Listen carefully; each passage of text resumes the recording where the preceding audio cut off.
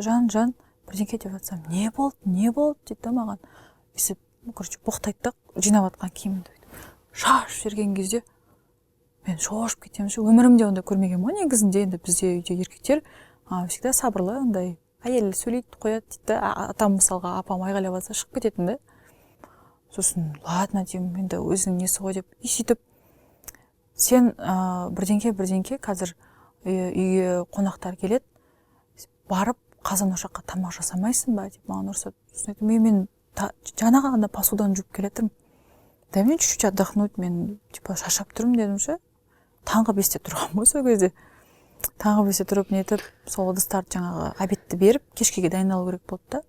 Сөйтіп қарасам, уже жеңгелерім нандарды, қамырды илеп, неге салып жатыр да. Айттым, мен кішкене демалғым келіп тұр, жарты сағат жатып алайыншы, сосын барып көмектесемін. Маған ұрсады, сен жұмыстан қашып жатсың. Сен жеңгелерің көмектескің келіп тұрған жоқ қой, сол үшін типа отырсын деген сияқты. И сол нәрсе тиіп кетеді да.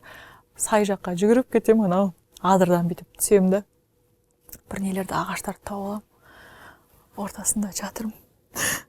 Мама деп